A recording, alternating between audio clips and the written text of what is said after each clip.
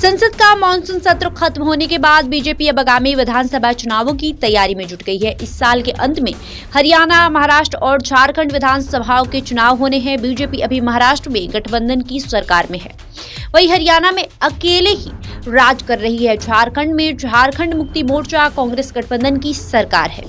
Party ने इन राज्यों के लिए चुनाव प्रभारी नियुक्त कर दिए हैं। पार्टी की चुनाव की तैयारियों पर एक शुरुआती बैठक भी हो चुकी है। वहीं मिली रिपोर्ट के अनुसार बीजेपी इस महीने की आखिर में तीनों राज्यों के लिए विधानसभा उम्मीदवारों की पहली सूची जारी करने की योजना बना रही है। महाराष्ट्र के लिए 30-35, हरियाणा के लिए करीब 20 और झारखंड के लिए 25 उम्मीदवारों की घोषणा करने पर काम चल रहा है। पहली सूची में वे सीटें शामिल होंगी जो भाजपा पिछले चुनाव में हारी थी या कम अंतर से जीती थी। इसमें SC/ST समुदायों के लिए आरक्षित कुछ निर्वाचन क्षेत्र भी शामिल हो सकते हैं।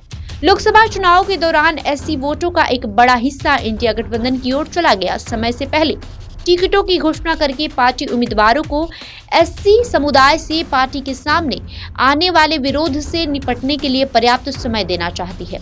पार्टी को हरियाणा और झारखंड में टिकटों का ऐलान करने में कोई दिक्कत नहीं होगी, क्योंकि वहां ज्यादातर सीटों पर चुनाव लड़ेगी।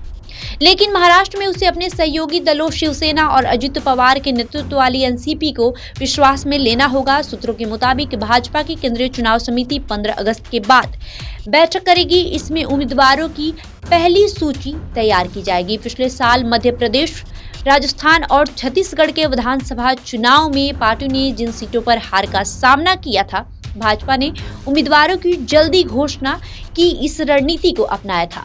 ये रणनीति कारगर साबित हुई, क्योंकि पार्टी ने 2018 में हारी हुई कई सीटें जीती और वर्तमान में इन तीनों राज्यों में उसकी सरकारें हैं। बहरहाल आपका इस खबर पे क्या राय है, हमें कमेंट करके जरूर बताएं।